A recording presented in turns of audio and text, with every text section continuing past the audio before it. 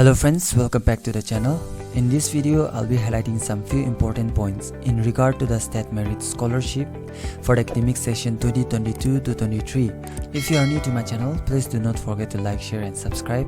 So let's get started with the video.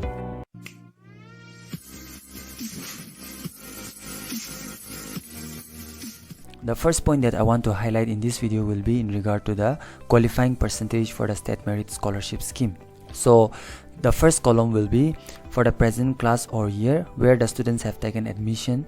Next one will be the qualifying percentage, and then the last one will be the percentage calculation criteria.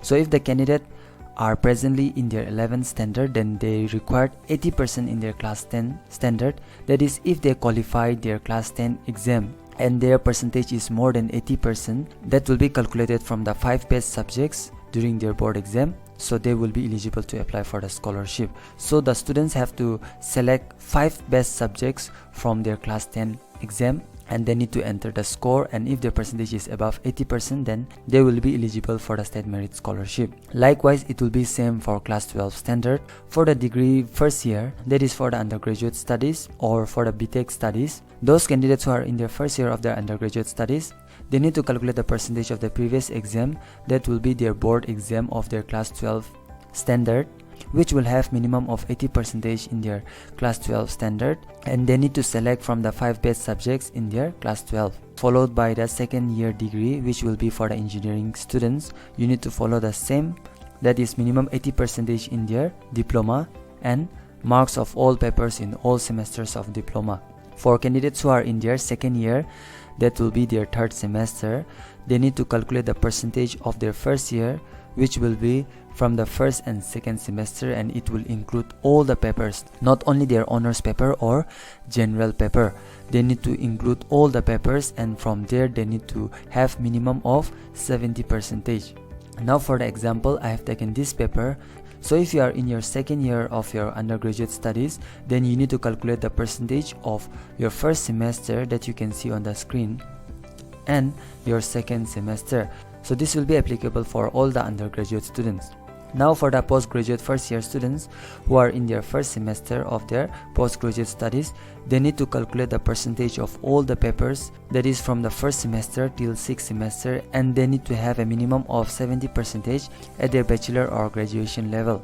So in order to calculate the percentage, if you are a Nagaland University students, you need to follow the formula that you can see on point number 4 for the undergraduate.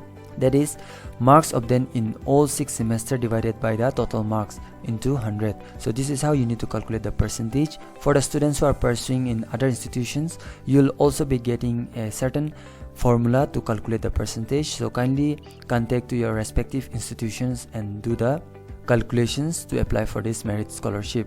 For the PG second year, you need to calculate the papers from the first and second semester. So in order to calculate the percentage, you need to add the SGPA of both the semester divided by 2, and then you need to multiply by 10. So this is how you need to do the calculations, and then you need to have minimum of 70% from both the semesters.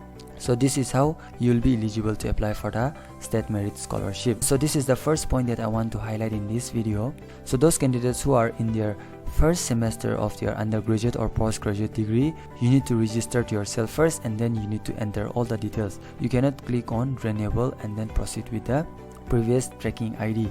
Now for those candidates who are already in their second or third year, they have to get their tracking ID, and then they need to include it by clicking on the renewal. So how to get the tracking ID that you can see on the screen? So for that, what I want to tell you is that you need to click on find transaction ID. So after clicking on this page will pop out, and here you need to enter your full name, the scheme that you have applied. So here you can click on merit, and then you'll be able to get the transaction ID of your previous application form.